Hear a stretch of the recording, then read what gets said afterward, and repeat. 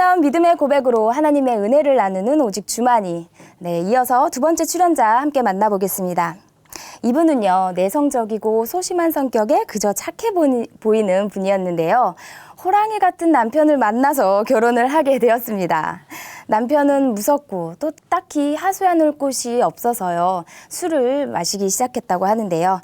오직 술로만 위로받던 이분이요. 술을 끊게 된 계기가 있었다고 합니다. 진정한 위로를 찾게 된 이 이야기 함께 들어보겠습니다. 춘천 한마음교회 한주리 자매님 큰 박수로 모실게요.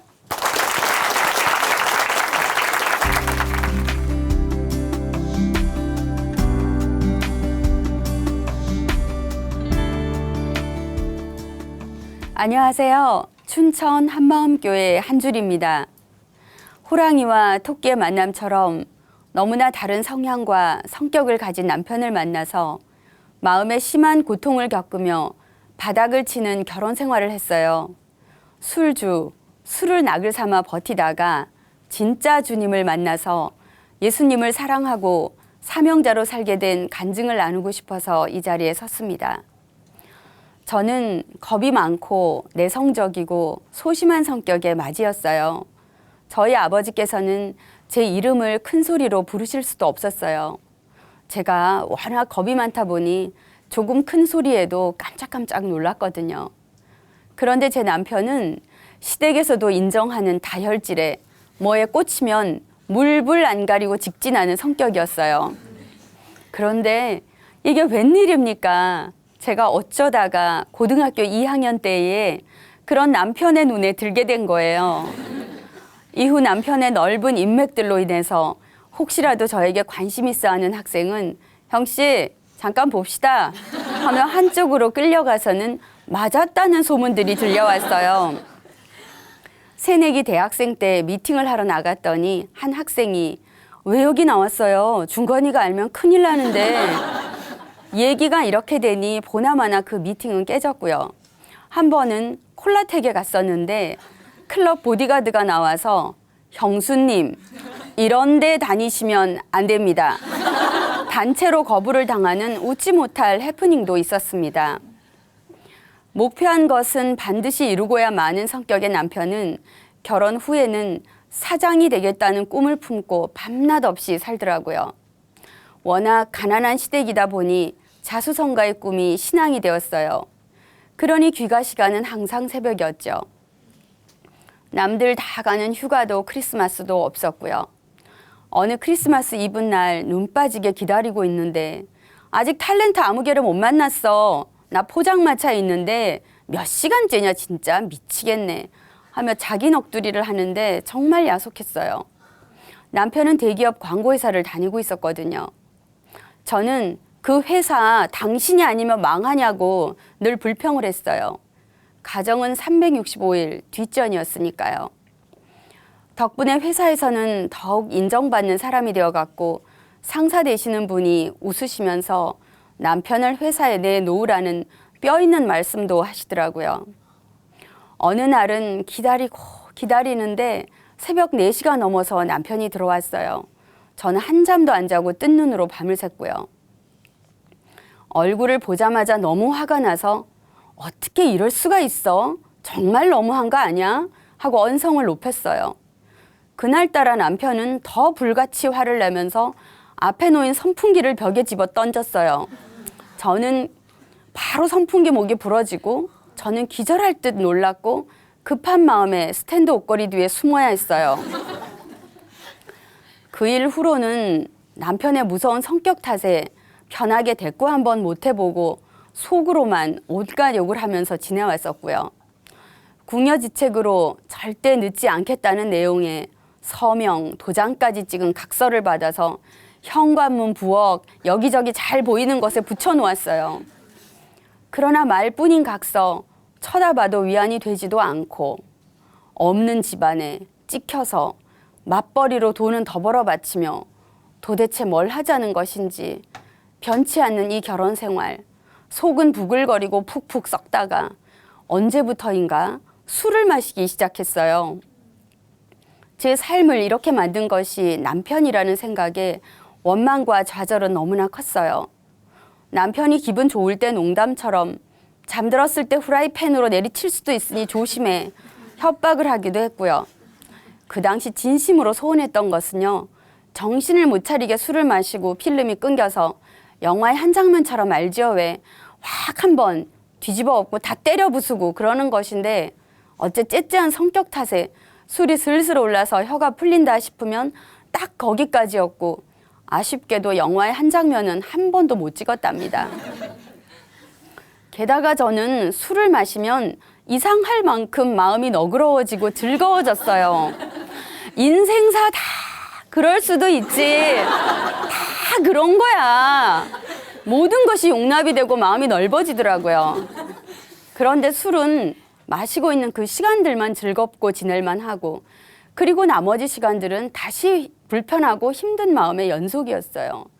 효력이 그때뿐이더라고요. 이 생활이 너무 진절이 나게 싫어서 어느 날은 죽을 용기를 내서 이혼 서류를 받아 내밀어 보기도 했어요. 못 살겠더라고요, 정말. 남편은 그 자리에서 바로 찢어버리고 무슨 소리 하는 것이냐고 버럭 소리를 지르더라고요. 미쳐버릴 것만 같으니 어떻게 하면 이 상황에서 빠져나갈 수 있을까 점을 치러 가기도 했어요. 그렇게 벙어리 냉가슴을 앓으며 마음은 점점 더 피폐해지고 결혼 생활의 불만은 결국 깊은 우울감으로 이어졌어요. 신경정신과를 가봐야 하나 하는 생각을 하게 되었어요. 그러다가 어느 날 스치듯이 이런 생각이 들더라고요. 어릴 때부터 믿음 생활을 해왔는데 어떻게 이렇게 잘하지 못할까? 나는 믿음의 장애자인가? 그렇게 힘든 마음으로 생활하던 중에 언니가 한마음교회 갔다 와서 달라졌어 라는 작은 신우의 말을 듣고 뭐 별 교회 있겠어? 라는 생각이 지배적이었지만 혹시나 하는 마음에 꼭 한번 가보고 싶었어요. 8월 수련회에 참석하게 되었는데 그곳에서 에베소서 2장 청천벽력 같은 말씀을 받았어요. 아무리 오랫동안 교회를 다녀도 봉사를 해도 육체와 마음에 원하는 것을 하는 자는 자기 마음과 원대로 하는 자는 진노의 자녀라는 말씀. 제 인생에 날벼락이 떨어졌습니다. 일과 결혼해야 하는 남편한테 딱 걸려서 머리 터질 속을 썩고 살았던 저를 위로해 주실 하나님을 만나고 싶었어요. 그런데 위로는커녕 저의 믿음은 헛것이라는 것을 너무나 정확히 조명해 주셨어요. 믿는다고 하는 제 기준은 성경이 아니고 피해를 주지도 받지도 않는 개인주의 서구 사상이었고 세상에서의 선함이 기준이었어요. 세상 풍속을 따라 제 기준을 따라 살고 있는 저는 본질상 믿지 않는 자였죠. 다 자기가 기준이 되어서 웃고 울고 공부하고 외로워하고 이런저런 모습으로 아름아름 살다가 다 지옥으로 끌려가는구나. 그것이 보였어요. 집으로 돌아와서 저는 다른 사람이 되었지요. 남편이 늦게 들어오는 것은 안중에도 없었고요. 유일한 친구요 위안이었던 술은 보기도 싫고 저혈압을 핑계하며 꿈도 꾸지 않았던 새벽 기도는 저절로 벌떡벌떡 일어나졌어요. 주중 예배에 더 열심을 내서 참석도 했어요. 그런데 하나님 아버지를 부르면서도 본질상 진노의 자녀인 내가 지금 누구를 부르는 것이지? 그러면 내 아버지는 마귀? 내가 지금 누구에게 기도하는 것이지? 가슴이 막히고 기도가 되지 않더라고요. 간절한 마음이라기보다는 답답한 마음에 미칠 것 같았어요. 제 신앙이 온통 헝클어졌는데 어떻게 해야 할지 알 길이 없더군요. 그렇게 7개월을 애를 써도 실마리도 잡히지 않는 상태였습니다. 그러던 어느 날 신우의 소개로 전화 한 통이 왔어요. 안녕하세요 자매님, 한마음교회 다니는 아무개입니다. 순간 저는 나는 이제 살았구나. 그냥 그 마음만 밀려왔어요. 교편 생활을 하는 자매와 저녁에 만났는데 만나자마자 울면서 그동안의 얘기를 늘어놓았어요. 자매가 오히려 좀 당황하면서 마음을 진정하고 예수님이 누구신지 알아보자고 했어요. 저절로 자매의 말이 하나님의 음성으로 들렸습니다. 그저 꼼짝없이 순종하고 싶었어요. 혼자 죽도록 해봤는데 아무것도 잡히지 않았으니까요. 그렇게 성경을 읽던 2주 만에 요한복음 1장에서 하나님이 사람이 되어 오셨다는 이 엄청난 소식이 제 눈에 보였어요. 사도행전 17장에서 부활로서 사람으로 오신 예수가 하나님이라는 증거를 모든 사람이 믿을 수 있도록 주셨다는 것입니다. 역사적 실제 사건, 부활 사건, 이것은 지구 전체를 뒤흔드는 사건이었어요. 목수의 아들, 그 청년이 바로 하나님이셨어요. 하나님이 오셨어요. 그동안 익숙하게 읽고 보고 들었던 성경이 부활의 증거를 통해 보니 살아 역사하시는 하나님의 말씀이셨어요. 그리고 우리가 하나님의 자녀였어요. 그래서 예수님이 찾으러 오신 겁니다. 절대 기준이 계시는데 이 땅을 보니 다 자기가 기준이 되어서 살고 있는 땅이었어요. 하나님을 버린 이 땅에 사람으로 오셔서 죽고 부활 승천하심으로 당신의 피로 영원한 제사를 드리셔서 온 인류가 용서받고 영생할 수 있는 길을 활짝 열어놓으셨다는 것을 알게 되었습니다. 예수님, 그분을 알아보는 순간 너무나 그립고 감사했어요. 이 땅에서 말할 수 없이 모진 고생을 하신 분이셨죠. 요한복음은 더 이상 글자가 아니고 저 같은 인생을 살려보겠다고 애쓰신 하나님의 몸부림이며 사랑임이 보여졌습니다. 제자들은 어떤 핍박을 받아도 동고동락했던 그들의 선생님이 부활로서 성경대로 이 땅에 오신 하나님이심을 정확히 알아볼 수 있었기에 목숨을 바쳐 증거할 수밖에 없는 증인들이 되었고, 그렇게 사도행전의 역사는 이어진 것이었더라고요. 이분 앞에 서니 제가 어떤 자인지 그대로 보였습니다. 보내주신 독생자 예수를 믿지 않고 성경을 다 이루신 이분을 배척하고 제가 기준이 되어 원하는 대로 되지 않는다고 고통하며 저주하며 온갖 죄를 품고 살았습니다. 모태신앙인으로 다혈질인 남편을 만나 드러내고 할 수 없었기에 이 마음으로는 더한 죄를 짓고 살았어요. 그러면서 예수님은 로마 군병들이 죽였다고 생각했었는데 알고 보니 제 죄가 예수님을 죽게 한 것이었어요. 제가 예수님을 죽인 것입니다. 어찌합니까, 하나님? 어찌합니까? 하나님께 범죄하여 감히 하늘을 쳐다볼 수도 없는 이 죄인에게 회개하라 하시는 하나님의 음성은 세상에 없는 은혜요 사랑이었습니다. 이 더럽고 더러운 마음에 흠도 점도 없는 거룩하신 예수님을 모신 후부터는 예수님을 알아가는 사복음서 읽는 시간이 마음을 가장 설레게 하는 시간이 되었어요. 예수님께 빠져버렸습니다. 제 인생 처음으로 사랑이 무엇인지 알았습니다. 원수를 위해, 배신자를 위해 전능자가 피조물을 마음과 뜻과 목숨을 다해서 사랑하셨습니다. 그리고 그분이 제 안으로 들어오셨습니다. 예수님을 위해서라면 무엇을 아끼며 예수님이 원하신다면 무엇을 마다하랴, 그런 마음만 가득했습니다. 제 생명을 버린들 주께 갚음이 될까요? 제 일생을 바친들 주께 갚음이 될까요? 온 인류가 순교한들 주님 한 분의 목숨값이 될까요? 주님의 은혜는 무엇을 해도 갚을 수가 없는 사랑이었어요. 그런데 그렇게 고마우신 예수님이 원하시는 것은 단 하나, 요한의 아들 시몬아, 너가 나를 사랑하느냐? 사랑하느냐? 사랑하느냐? 묻고 또 물으셨어요. 제가 주를 사랑하는 줄 주께서 아십니다. 대답하는 저에게 내 양을 부탁한다, 부탁한다, 부탁한다 당부하셨어요. 차마 양들을 두고 발길이 떨어지지 않으시는 그 마음이 전달되니 제 인생을 다 바쳐 제 온 힘을 다해 제 생명을 다해 예수님의 당부를 들어드리고 싶었어요. 제일 먼저 아들과 남편이 마음에 들어왔어요. 초등학교 3학년인 아들에게 그동안 엄마 마음대로 너를 키워서 너무 미안하고 앞으로는 말씀대로 키우겠다고 나를 용서해달라고 했어요. 남편이 늦게 들어오는 것이 너무 좋았지요. 성경을 더 읽을 수 있었기 때문입니다.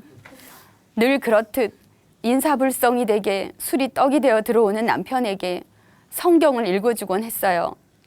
친정과 시댁 식구들에게 예수님을 전했고 친정 아버지는 삭개오와 같은 변화를 받으셨고 시아버지는 애지중지하셨던 제사를 끊고 예수님만 섬기시며 살고 계십니다.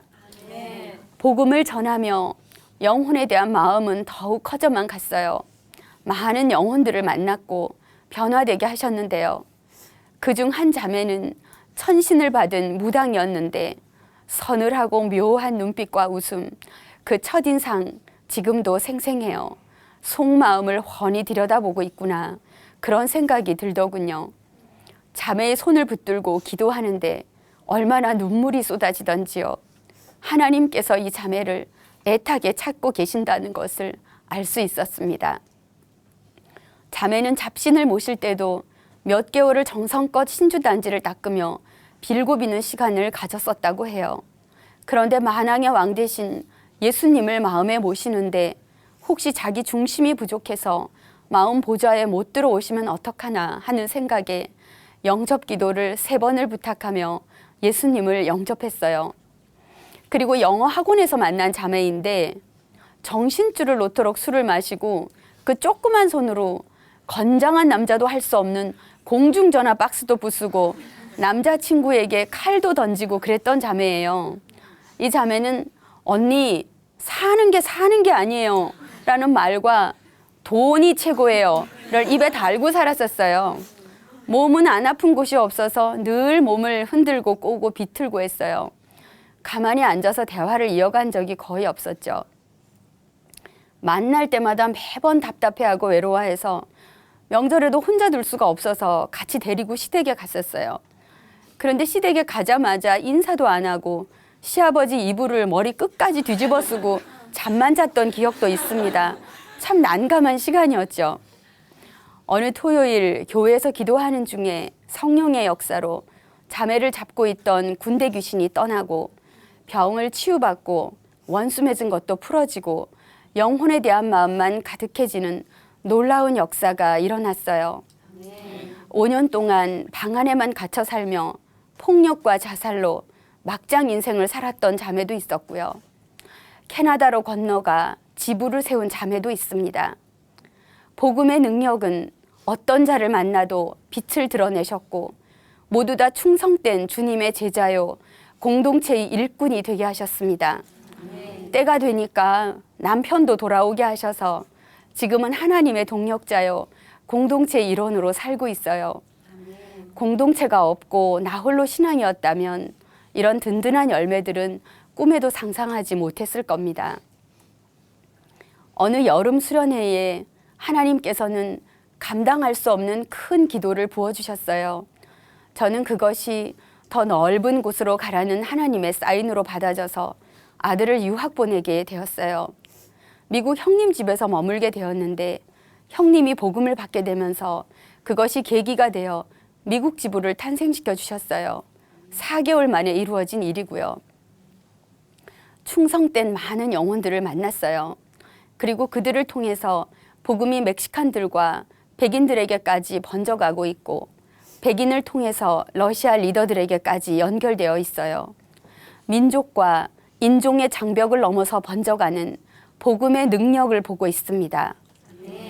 작년 4월 25일 생각지 못하던 병을 얻게 되었어요. 만성골수성 백혈병이라는 진단이 났습니다.